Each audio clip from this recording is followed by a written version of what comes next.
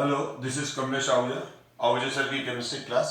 Last class में हमारी class यहाँ स्टॉप हो गई थी किसी वजह से, तो हम यहीं से वापस आगे कंटिन्यूस कर रहे हैं। मैं ग्रेबिल थैलेमाइड रिएक्शन प्रीवियस क्लास में डिस्कस करना स्टार्ट की थी पर हुई नहीं थी।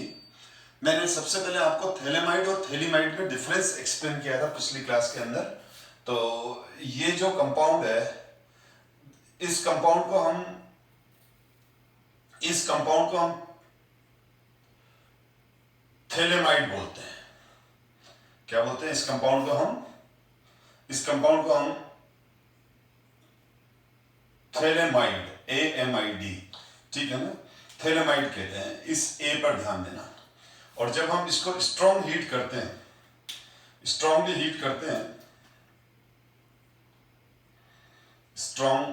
हीटिंग करते हैं इसकी, तो इसमें से ए और एक एच यहां से निकल के NH3 निकाल के ये वाला एक कंपाउंड बन जाता है। और ये जो कंपाउंड बनता है, दिस कंपाउंड इज कॉल्ड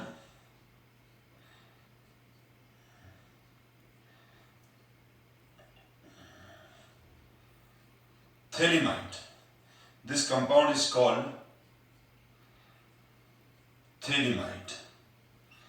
तो यहां पर ध्यान देना, स्पेलिंग में खाली ए और आई का फर्क है।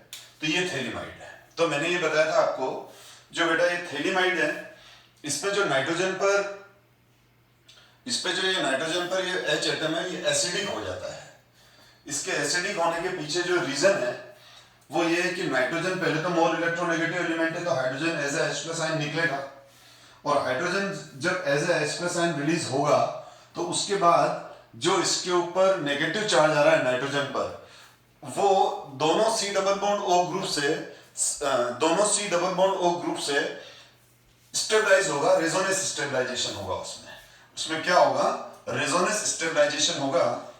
यानी अगर मैं इसकी बात करूं कि अगर आपसे कोई पूछे कि ये एसिडिक क्यों है, तो आप क्या करोगे, आप इसका एग्जाम में एक्सप्लेनेशन इस तरह से दोगे कि ये एसिडिक इसीलिए है क्योंकि इससे जो बनने वाला नेगेटिव आयन है, जो नाइट्रोजन पे नेगेटिव चार्ज आ रहा है, उसमें रेजोनेंस स्टेबलाइजेशन है। तो ये कोई भी चीज अगर स्टेबल है तो वो जल्दी से बनेगी, तो ये जल्दी से H+ आयन रिलीज करेगा।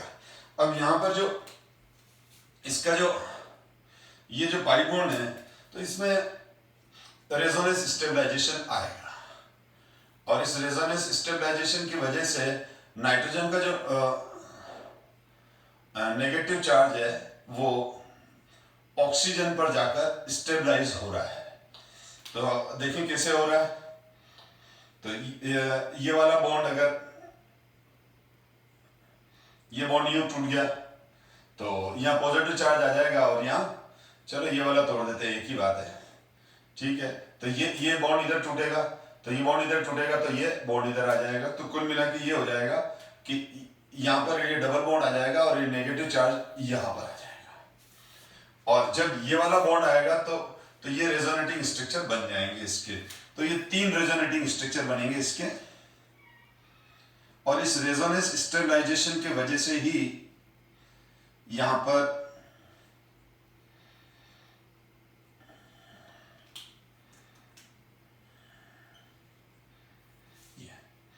तो ये फर्स्ट, ये सेकंड, ये थर्ड, तो ये नेगेटिव चार्ज है। तो ये नेगेटिव चार्ज इस C डबल बॉन्ड O के साथ भी और इस C डबल बॉन्ड O के साथ भी डिलोकलाइज्ड होता है। तो ये एसिडिक हाइड्रोजन हो गया। अब जब हम इसका KO से रिएक्शन करा रहे हैं, तो KO से रिएक्शन करके हमारे पास बन गया मैं इसको यहां वापस लिख रहा हूं क्योंकि मेरे को रिएक्शन कंटिन्यूस करनी है इसमें। तो ये एक बहुत इंपॉर्टेंट रिएक्शन है और एग्जाम में आती है।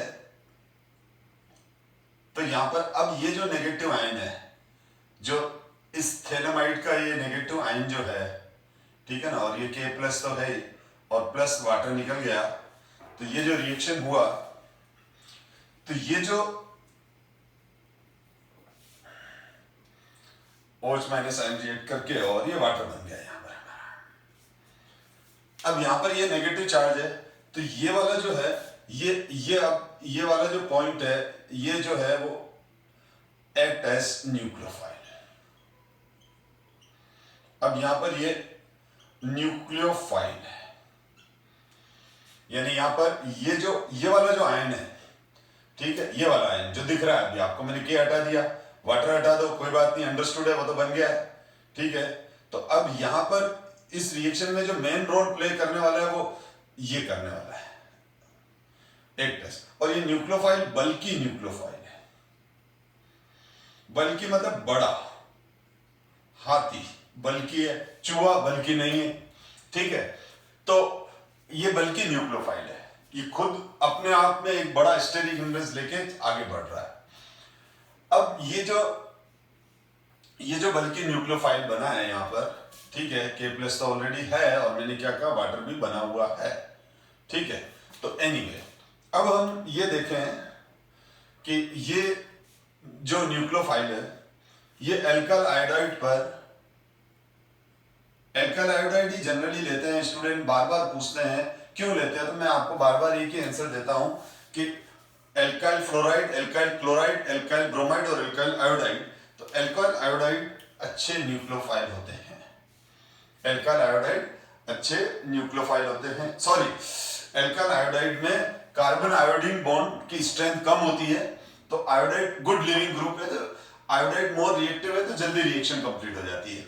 तो हम यहाँ क्लोराइड ब्रोमाइड भी ले सकते हैं, लेकिन आयोडाइड लेने से अच्छे रिजल्ट मिलते हैं, रिएक्शन इजीली हो जाती है, क्योंकि आयोडाइड का साइज बड़ा होने की वजह से कार्बन आयोडाइड बॉन्ड लेंथ बढ़ गया, बॉन्ड डिसोसिएशन एनर्जी कम हो गया, तो आयोडाइड इजीली लीव कर जाएगा। तो अब यहाँ पर ये SN2 अटैक हुआ, SN2 अटैक होने का मतलब बैक अटैक हुआ, ट्रांजिशन स्टेट बनेगी और ये कंपाउंड बन जाएगा यहां पर। अब ये रिएक्शन बहुत सिंपल है, दिखने में टफ है, लेकिन अगर देखो तो सिंपल कंसेप्ट पर ही बेस्ड है, और साथ में KI बन जाएगा बाय प्रोडक्ट। तो इधर मैंने KI लिखा है, ठीक है, ठीक है। अब ये इस कंपाउंड का नाम हो गया एन एल्काइल थेलिमाइड, थेलिमाइड है। अब इस कंपाउंड का नाम क्या हो जाएगा, एन एल्काइल थेलिमाइड। इसको हम क्या बोलेंगे, इस कंपाउंड का नाम हो गया एन एल्काइल, नाइट्रोजन पे एल्काइल ग्रुप आ गया, एन एल्काइल थेलिमाइड। अब जब एन एल्काइल थेलिमाइड का जब हम बेसिक मीडियम में, यानी एक्वस KOH या एक्वस NaOH ले लो, अगर हमने स्टार्टिंग में KOH लिया तो KOH ही चलेगा, NaOH ले रखा है तो NaOH ही चलेगा। तो यहाँ बेसिक मीडियम में हाइड्रोलिसिस होता है इसका, और ये बेसिक मीडियम में हाइड्रोलिसिस होकर प्राइमरी एमीन बनता है। किस तरह से होता है मैं एक्सप्लेन कर रहा हूं। नाइट्रोजन पर नेगेटिव चार्ज आएगा तो वाटर का ये तो बन जाती है हमारी प्राइमरी एमीन, और ये बन गया हमारा COOH। बट मीडियम तो बेसिक है, तो बेसिक मीडियम होने की वजह से क्या होता है कि वो वापस KOH से रिएक्शन करके सोडियम सॉल्ट बन जाता है, क्योंकि KOH है तो ये बन जाएगा, और RNS2 प्राइमरी एमीन। तो ये best method of preparation of primary amine है। रीजन ये है कि हमारे पास हम वापस इसको एसिड के साथ ट्रीट करके थैलिक एसिड बाहर निकाल लेते हैं, तो थैलिक एसिड वापस रिकवर हो जाता है, क्योंकि अब हम क्या करेंगे, ये तो सॉल्ट है, तो ये नॉन वोलेटाइल है, ये वोलेटाइल है, तो हम इसको फ्रैक्शनल डिस्टिलेशन से अलग कर देते हैं। फिर इसमें HCl डालकर इसमें हम क्या करते हैं, जब ये अलग, इन दोनों को सेपरेट कर लिया, उसके बाद की बात बता रहा हूं, इसमें हम HCl डाल के थैलिक एसिड वापस रिकवर कर लेते हैं, और फिर थैलिक एसिड रिकवर हो गया तो मैंने प्रीवियस क्लास में बताया था, फिर हम थैलिक एसिड को वापस अमोनिया से हीट करके वापस ये बना के, और ये रिएक्शन साइकिल में चलती रहती है। तो ये best method of preparation of primary amine है, SN2 मैकेनिज्म है, और इससे हम केवल एलिफेटिक एमीन्स बना सकते हैं, एलिफेटिक एमीन ही बनते हैं इससे, एरोमेटिक एमीन्स नहीं बनाते हैं हम इससे, क्योंकि एरोमेटिक एमीन बनाने के लिए हमको क्लोरोबेंजीन लेना पड़ेगा, और क्लोरोबेंजीन अगर हमने यहां पर क्लोरोबेंजीन ले लिया, ठीक है। तो अगर हमने यहां क्लोरोबेंजीन लिया बेटा, तो क्लोरोबेंजीन पे तो आपको मालूम है कार्बन क्लोरोबेंजीन का जो रेजोनेंस हाइब्रिड होता है वो ये होता है, आपको मालूम है क्लोरोबेंजीन में कार्बन क्लोरीन बॉन्ड लेंथ क्या होती है, शॉर्टर होती है। Carbon chlorine bond length chlorobenzene में बॉन्ड डिसोसिएशन एनर्जी बहुत ज्यादा होती है, ये मुश्किल से लीव करता है। तो एरोमेटिक रिंग के साथ तो जो भी एलिमेंट जुड़ जाता है वो हमेशा पार्शियल डबल बॉन्ड कैरेक्टर में आ जाता है। एरोमेटिक रिंग के साथ जो भी एलिमेंट जुड़ गया है अब वो हार्डली लीव होगा। तो अब इस केस में यहां पर जो ये न्यूक्लियोफाइल है, यहां पर जो ये न्यूक्लियोफाइल है वो यहां अटैक तो करेगा पर इसको रिप्लेस नहीं कर पाएगा। रीजन यही दोगे, रीजन ये नहीं है, रीजन ये है कि कार्बन क्लोरीन बॉन्ड में पार्शियल डबल बॉन्ड कैरेक्टर आ गया। तो हम ग्रेबिल थैलेमाइड रिएक्शन से जो बना सकते हैं वो केवल प्राइमरी एमीन बना सकते हैं, और SN2 मैकेनिज्म है तो जो एल्काइल हैलाइड भी यूज करेंगे वो प्राइमरी एल्काइल हैलाइड ही यूज करेंगे, प्राइमरी एल्काइल हैलाइड ही यूज करते हैं। तो वो सारा SN1 और SN2 वाले कंसेप्ट पर बेस्ड है ये रिएक्शन, SN2 वाले पर है।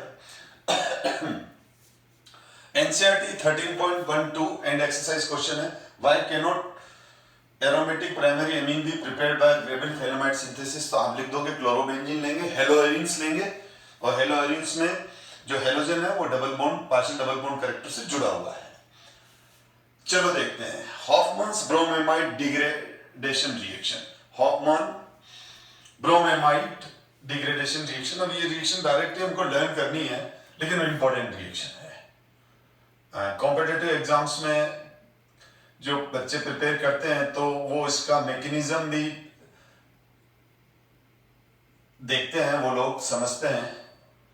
तो इसमें नाइट्रिन इंटरमीडिएट बनती है, क्या बनती है, नाइट्रिन इंटरमीडिएट बनती है,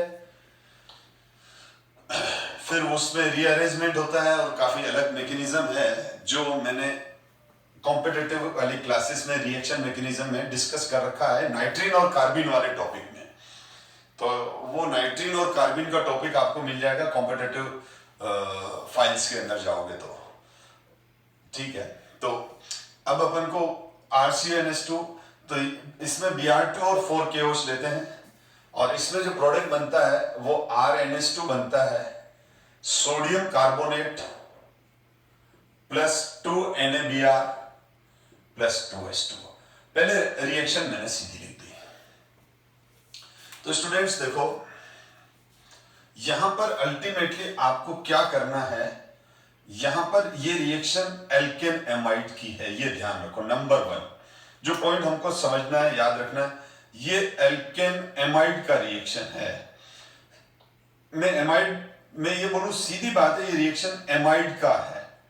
अब ये एमाइड कौन सा हो सकता है, एरोमेटिक भी हो सकता है, एलिफेटिक भी हो सकता है, यानी यहां AR भी आ सकता है। इसमें जो रिएजेंट यूज किया जा रहा है वो यूज किया जा रहा है Br2 प्लस बेसिक NaOH, यानी NaOH लेते हैं हम। ब्रोमीन में सीधा NaOH डिसॉल्व करते हैं क्योंकि ब्रोमीन इटसेल्फ लिक्विड है। इस रिएक्शन के अंदर क्या होता है, एमाइड का CO गायब हो जाता है और RNS2 बन जाता है और एमाइड का CO कार्बोनेट के फॉर्म में उड़ जाता है। एमाइड का CO जो है वो कार्बोनेट के फॉर्म में निकल जाता है, ये रहा कार्बोनेट बेटा, इस कार्बोनेट के साथ आ गया। तो आपको क्या ध्यान रखना है, RCONS2 में CO ग्रुप उड़ेगा, तो यहां क्या हो रहा है, यहां इस रिएक्शन में हो रहा है इलिमिनेशन ऑफ CO ग्रुप। कहां से, ग्रुप फ्रॉम एमाइड, यानी CONS2 ग्रुप का CO उड़ गया। कुल मिला के अगर हम रिएक्टेंट से प्रोडक्ट की तरफ गए तो एक कार्बन कम हो गया, एक कार्बन कम हो गया। अगर हम यहां देखें बेटा, अगर मैंने यहां पर CH3CONS2 लिया तो ये इथेन एमाइड, ये क्या है हमारा, इथेन एमाइड है, और इथेन एमाइड है तो इथेन एमाइड से मिथेन एमीन बन गया। रिएक्शन, एक कम कार्बन वाला। तो इस रिएक्शन को हम क्या बोलेंगे? Descending reaction. क्या बोलेंगे बेटा इसको? Descending reaction, step down reaction. Descending reaction और स्टेप डाउन रिएक्शन किसको बोलते हैं? जिसमें रिएक्टेंट से प्रोडक्ट में जाए तो एक कार्बन कम हो जाए। जैसे यहां रिएक्टेंट में 2 कार्बन है, प्रोडक्ट में 1 कार्बन है। इथेनेमाइड की जगह मैंने यहां ले लिया प्रोपेनेमाइड। प्रोपेनेमाइड ले लिया तो प्रोपेनेमाइड में टोटल 3 कार्बन है। और यहां पर क्या हो जाएगा? हमारे पास जो प्रोडक्ट बनेगा वो बन जाएगा CH3 CH2 NH2 और प्रोडक्ट बन गया इथेनेमीन। तो यहां पर हमारे पास जो प्रोडक्ट है वो है कितने कार्बन वाला? 2 कार्बन वाला। तो 3 कार्बन से 2 कार्बन कन्वर्जन हुआ। 3 कार्बन से 2 कार्बन कन्वर्जन हुआ। देखो हम डिस्कस कर रहे हैं तो यहां पर एरोमेटिक भी हो सकता है। अगर मैंने यहां पर बेंजेमाइड ले लिया, बेंजेमाइड ले लिया तो बेंजेमाइड यानी ये बेंजीन लगा दिया मैंने यहां पर। जब मैंने यहां पर बेंजीन लगाया तो बेंजेमाइड बन गया और बेंजेमाइड से एनिलीन बन गया। तो ये एक एनिलीन का अच्छा मेथड ऑफ प्रिपरेशन है, ठीक है ना? कि benzamide to aniline, benzamide to aniline. अब एनसीईआरटी बुक के अंदर एक क्वेश्चन है, how to convert benzoic acid to benzoic acid to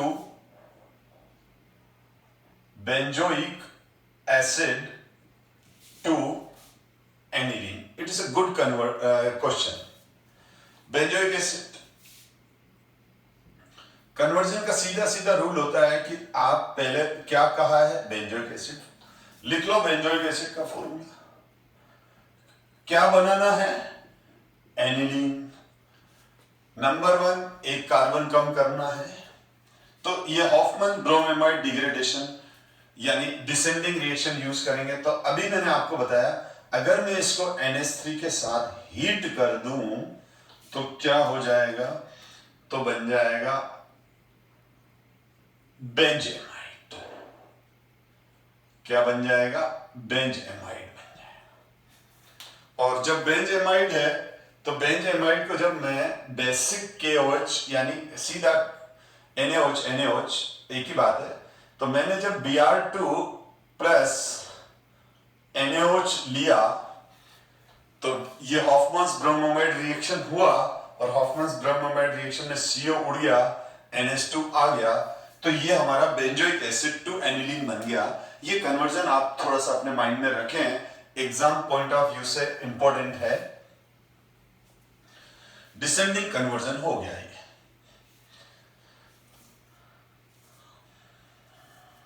आगे बढ़ते हैं हम। तो ये हॉफमैन्स ब्रोमेमाइड डिग्रेडेशन का रिएक्शन है ये बुक का क्वेश्चन है। Right chemical equation for the following conversion. CH3 CH2 Cl conversion का सिंपल सा रूट CH3 CH2 Cl। दूसरी तरफ मैंने लिख दिया CH3 CH2 CH2 NH2। तो ये पहला वाला है CH3 CH2 Cl से। तो हमने देख लिया एक कार्बन बढ़ रहा है और यानी ये असेंडिंग कन्वर्जन है। पिछला वाला benzoic acid to aniline descending conversion था, डिसेंडिंग, ये असेंडिंग कन्वर्जन है। तो देखें कैसे। तो हमको एक कार्बन बढ़ाना है। कार्बन बढ़ाने वाला सबसे बेस्ट रिएजेंट 2 है, एक तो गिनिया रिएजेंट है और दूसरा केसीएन है। एल्काइल हैलाइड है तो आंखें मीच के केसीएन ले लिया करो, सोचना ही नहीं, क्योंकि alkyl halide direct nucleophilic substitution reaction देंगे और हमारे पास CH3 CH2 CN बन गया। क्या बन गया हमारे पास?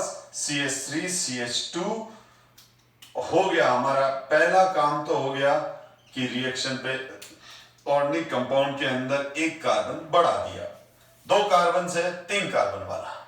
अब क्या कह रहा है? अब हमको इस CN को CH2NH2 में कन्वर्ट करना है। अब हमको इस CN को CH2NH2 में कन्वर्ट करना है, यानी 4H लगाने हैं, रिडक्शन करना है। वेल नोन रिडक्शन है अल्कोहल और सोडियम वाला, जिसको हम मेंडियस रिडक्शन कहते हैं। हमारा आंसर आ चुका है। तो ये सब चीजें धीरे धीरे आप प्रैक्टिस करते रहोगे तो आपको समझ में आ जाएंगे। नेक्स्ट देखो, सेम ही है, मैं इसको कुछ नहीं किया, इसने C6H5 CH2Cl से C6H5 CH2NH2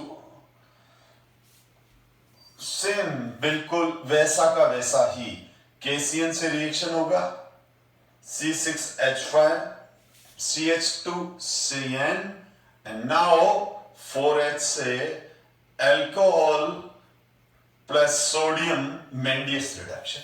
सेम है दोनों क्वेश्चन, फर्स्ट और सेकंड क्वेश्चन में कोई डिफरेंस नहीं है। यहां C6H5 ले रखा है और यहां CH3 ले रखा है, बात बाकी वो की वो ही है।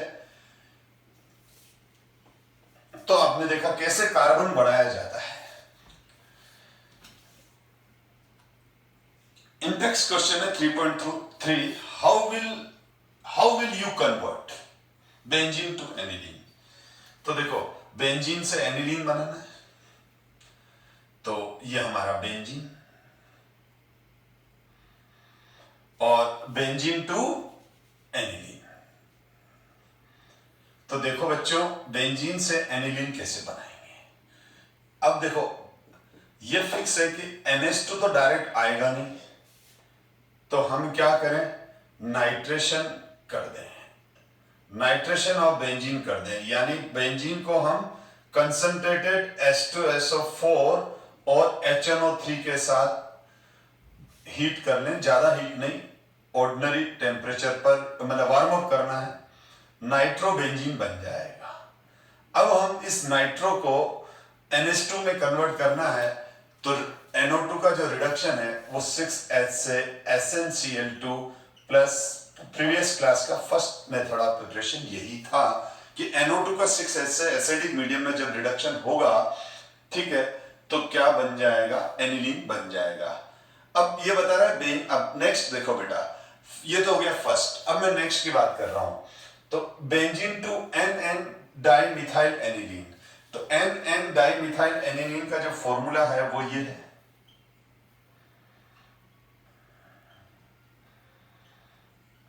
ये NN डाइमिथाइल एनिलीन, इसको हम क्या कहते हैं, NN डाइमिथाइल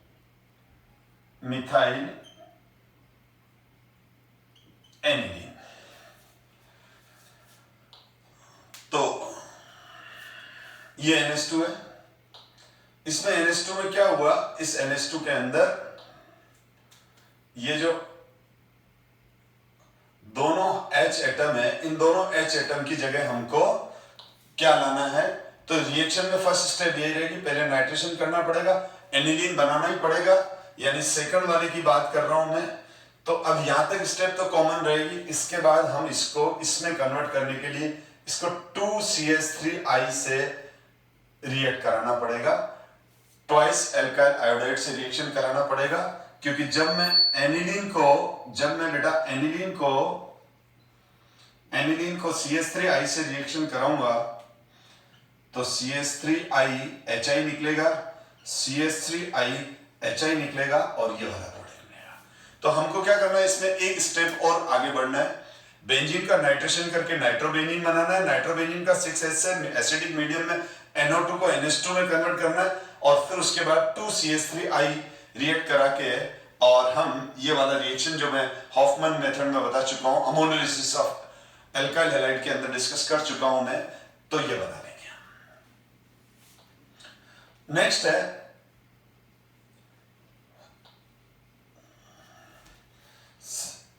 थर्ड वाला। तो थर्ड वाला देखो बेटा, CH2 CH2 CH2 CH2, इधर भी Cl है, इधर भी Cl है, 1,4 डाइक्लोरोब्यूटेन, 1 2 3 4, 1 2 3 4, 1 4 डाइक्लोरोब्यूटेन है बेटा। अब मैंने क्या किया, इससे अब ये क्या बोल रहा है, हेक्सेन 1 6 डाइएमीन, यानी 6 कार्बन हो गए। 1 2 3 4 5 6 NH2 NH2, यानी हमको दोनों टर्मिनल पे CH2 NH2 बनाना है। आप खुद पोस्ट कर लो वीडियो को और खुद कर लो बेटा, आराम से होगा, ठीक है। अगर आपने ये इसी क्लास के अंदर इसका आंसर है, ठीक है। अब मैं कर रहा हूं, 2 KCl ले लिया, तो ये 1 कार्बन पे और ये 4th वाले कार्बन पे न्यूक्लियोफिलिक सब्स्टिट्यूशन हुआ। 4 तो CH2 ऑलरेडी है, 2 CN और लग गए, दोनों 1 और 4 कार्बन पर। अब ये कंपाउंड बन गया। अब इसको भी 4H से, इसको भी 4H से रिडक्शन कर दो, तो हम क्या करेंगे, 8H से इसका रिडक्शन कर देंगे, alcohol plus sodium Mendius reduction. ये भी CH2 NH2 में कन्वर्ट हो जाएगा, ये भी CH2 NH2 में कन्वर्ट हो जाएगा, और हमारा प्रोडक्ट बन गया हेक्सेन 1 6 डाइएमीन, 1 2 3 4 5 6 हेक्सेन 1 4 डाइएमीन। तो ये बन गया बेटा हमारा।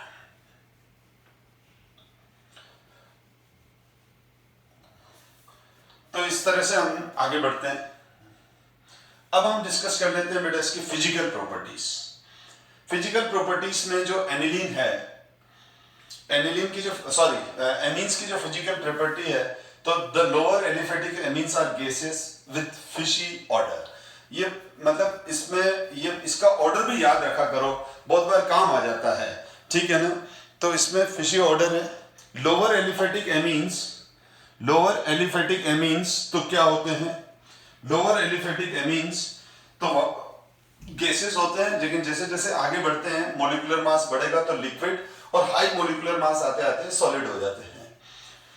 ये एमीन्स एक्चुअल में, अगर मैं primary amine, secondary amine, tertiary amine का डिस्कस करूं, तो पहले मैं ऑर्डिनरी एमीन्स की बात करूं तो एमीन्स सारे ही वाटर में, लोअर एमीन्स अप टू 3 और 4 कार्बन तक के एमीन्स जनरली वाटर में इसलिए डिसॉल्व हो जाते हैं क्योंकि वो वाटर के साथ इंटरमोलिकुलर हाइड्रोजन बॉन्डिंग बनाते हैं। मैं सिंपल सा एक एग्जांपल ले रहा हूं, R H and H, R H, अब हम ये हो गया बेटा, और ये पार्शियल नेगेटिव चार्ज, ये। तो जब इन एमीन्स को हम, प्राइमरी एमीन है तो प्राइमरी एमीन, ये प्राइमरी एमीन है बेटा, तो प्राइमरी एमीन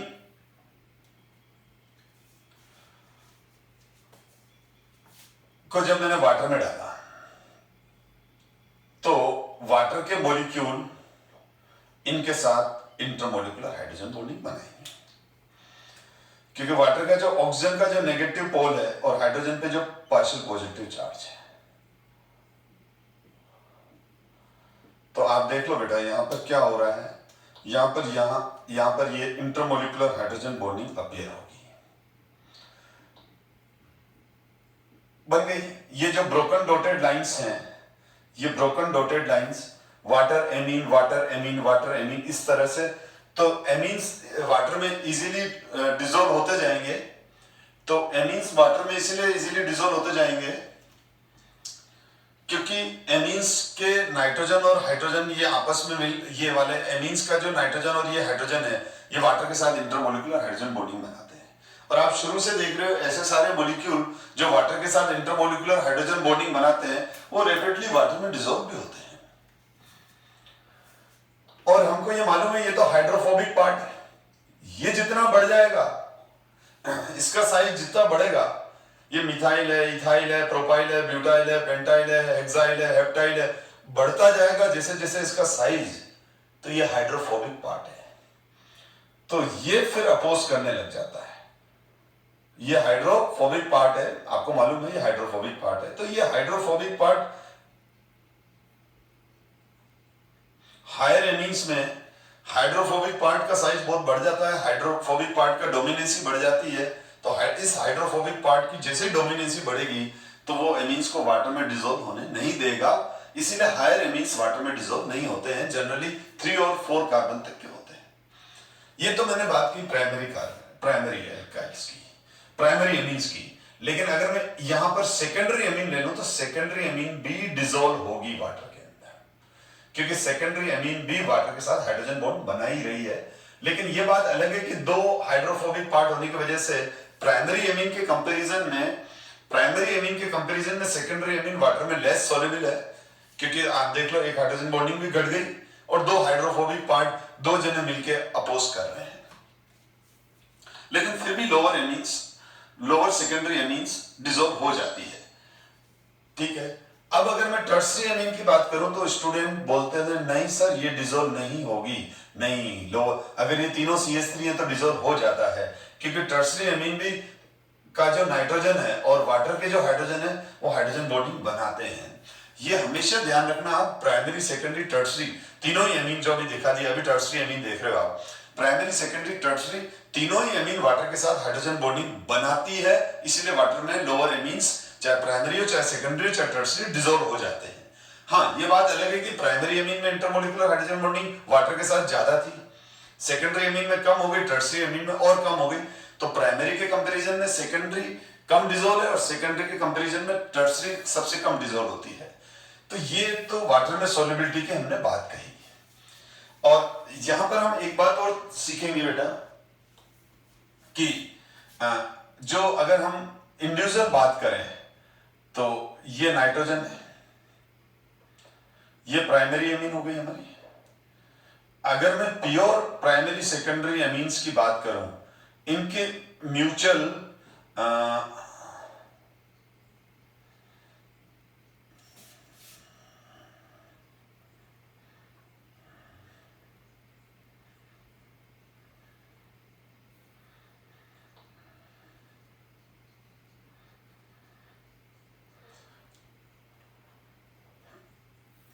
तो प्योर टर्शियरी एमीन में इंटरमोलिकुलर हाइड्रोजन बॉन्डिंग नहीं है।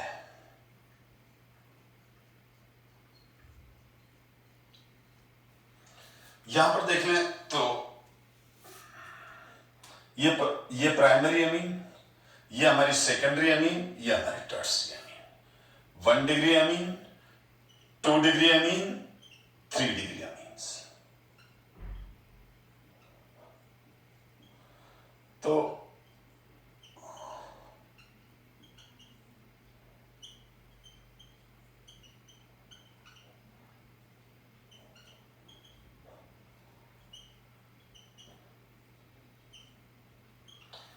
यहां पर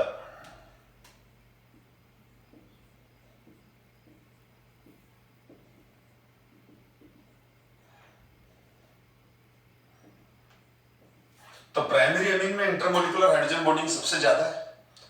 तो अगर आपको इंटरमोलिकुलर फोर्सेस वाइज पूछा जाए तो बेटा ध्यान रखो प्राइमरी एमीन का जो इंटरमोलिकुलर फोर्सेस है वो ज्यादा है। मतलब मैं बात करूं प्राइमरी एमीन, जैसे ये ले लिया CH3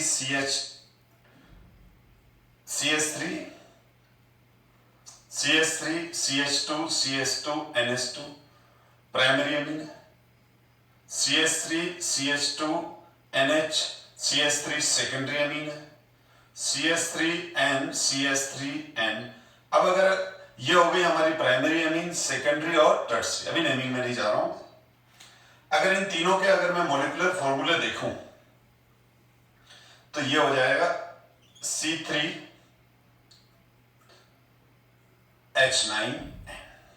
तो ये क्या है, C3H9N है। तीनों के मॉलिक्यूलर मास तो सेम है। अब तीनों के मॉलिक्यूलर मास सेम होने हैं, ठीक है, अच्छी बात है, तीनों के मॉलिक्यूलर मास सेम है। लेकिन अगर हम प्राइमरी सेकेंडरी और टर्शियरी एमीन को देखें, तो अब यहां पर ये तीनों आइसोमर है। ये प्राइमरी सेकेंडरी टर्शियरी एमीन जिसको मैं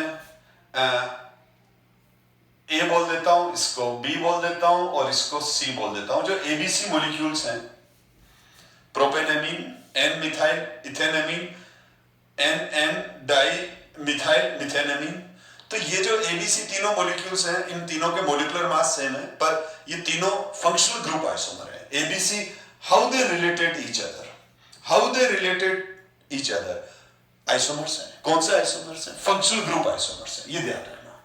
अब इनकी मॉलिक्यूलर फॉर्मूले सेम है, पर केमिकल प्रॉपर्टीज और फिजिकल प्रॉपर्टीज दोनों ही डिफरेंट रहेगी। केमिकल प्रॉपर्टीज जब पढ़ेंगे तब देखेंगे, फिजिकल प्रॉपर्टीज देख लो, इनकी बेसिक स्ट्रेंथ भी अलग आएगी, बाद में देखेंगे, लेकिन फिजिकल प्रॉपर्टी तीनों के अलग है। इसका बॉइलिंग पॉइंट सबसे ज्यादा होगा ए का, क्योंकि ए ये वाली है। बी का बॉइलिंग पॉइंट और कम हो जाएगा, सी का बॉइलिंग पॉइंट बिल्कुल कम हो जाएगा, यानी ये मोस्ट वॉलेटाइल होगी टर्शियरी एमीन। तो इन तीनों में अगर हम डिफरेंस करें, तो इन तीनों में बात करें तो जो प्राइमरी एमीन के बॉइलिंग पॉइंट ज्यादा होंगे, प्राइमरी एमीन वाटर में ज्यादा डिसॉल्व होगी, जो मैंने बताया। सेकेंडरी के बॉइलिंग पॉइंट थोड़े कम हो जाएंगे प्राइमरी के कंपैरिजन में, और सॉल्युबिलिटी भी थोड़ी कम हो जाएगी। इसकी सॉल्युबिलिटी, इन तीनों के कंपैरिजन में इसकी सॉल्युबिलिटी लीस्ट होगी। बॉइलिंग पॉइंट सबसे कम होंगे, इंटरमोलिकुलर फोर्सेस है ही नहीं, बहुत कम है, वन डर वाल फोर्सेस है, इंटरमोलिकुलर हाइड्रोजन बॉन्डिंग नहीं है। ए और बी में इंटरमोलिकुलर हाइड्रोजन बॉन्डिंग है, जो कि ज्यादा स्ट्रॉन्ग होती है। सी के अंदर केवल वन डर वाल फोर्सेस मिलेंगे, जो कि वीक होते हैं। तो इस तरह से आपके एग्जाम में क्वेश्चन आते हैं। तो ये इनकी, अब एनिलीन की बात करूं तो एनिलीन एरोमेटिक एमीन है, लेकिन एरोमेटिक एनिलीन का बॉइलिंग पॉइंट तो ज्यादा होंगे इंटरमोलिकुलर हाइड्रोजन बॉन्डिंग की वजह से, क्योंकि एनिलीन इटसेल्फ प्राइमरी एमीन है। पर एनिलीन के अंदर क्या हो गया, ये सरफेस एरिया भी बढ़ गया इसका रिंग की वजह से, और मॉलिक्यूलर मास भी बढ़ गया। ये C6H5NH2 है, तो एनिलीन में ये जो हाइड्रोफोबिक पार्ट है, ये हाइड्रोफोबिक पार्ट जो है वो डोमिनेट कर गया। हाइड्रोफोबिक पार्ट क्या कर गया बेटा? डोमिनेट कर गया। तो एनिलीन वाटर में इनसॉल्युबल होता है। उसका रीजन भी लिखोगे कि ये C6H5 जो हाइड्रोफोबिक पार्ट है वो ज्यादा बड़ा है, तो वो डोमिनेट करता है, वो उसको वाटर में जाने से रोक देता है। ये मैंने जो लिखा है, जो मैंने अभी एक्सप्लेन किया है, वो ही लिखा हुआ है। आप वीडियो को पॉज करो और इसको अच्छे से रीड कर लो। Therefore, the order of boiling point of isomeric amines, जो मैंने अभी बताया, primary, secondary, tertiary, isomeric amine थे, C3H9N वाले, जस्ट प्रीवियस स्लाइड में प्राइमरी के सबसे ज्यादा, सेकेंडरी और टर्शियरी, यानी टर्शियरी के बॉइलिंग पॉइंट सबसे कम होंगे और वो मोस्ट वोलेटाइल होंगे। ठीक है, तो आज वाली क्लास के अंदर हमने फिजिकल प्रॉपर्टीज कंप्लीट कर ली है। अब केमिकल प्रॉपर्टी डिस्कस करेंगे, तो वो हम नेक्स्ट क्लास में अब डिस्कस करते हैं। तो thank you so much my dear student.